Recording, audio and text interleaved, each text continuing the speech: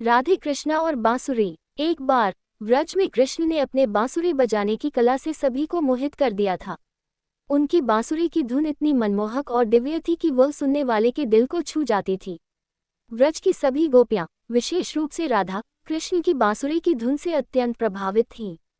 एक दिन कृष्ण ने एक खास बांसुरी के साथ एक नया संगीत बजाने का निर्णय लिया।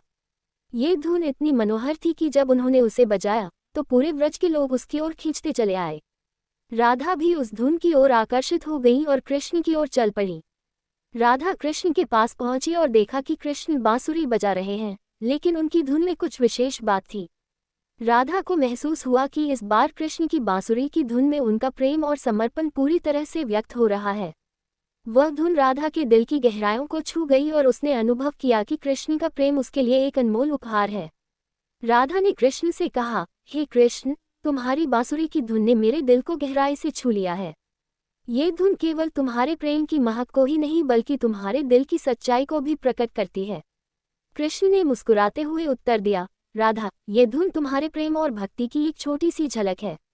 जब भी तुम इसे सुनोगी, तुम्हें याद रखना कि मेरा प्रेम तुम्हारे लिए अनंत और शाश्वत है।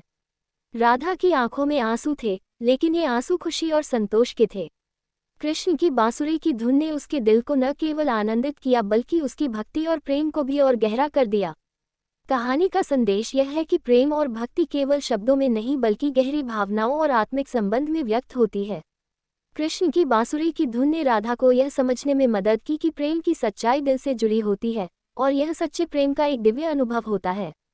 राधा और कृष्ण की यह कथा हमें ये सिखाती है कि प्रेम का वास्तविक रूप न केवल बाहरी दिखावे में बल्कि दिल की गहराइयों में बसा होता है, और यह प्रेम ही जीवन को सच्चे अर्थ और खुशी से भर देता है। अगर आपको हमारी कहानी पसंद आए तो चैनल को लाइक कीजिए, सब्सक्राइब और शेयर कीजिए। जय श्री कृष्ण, जय श्री राधे राधे।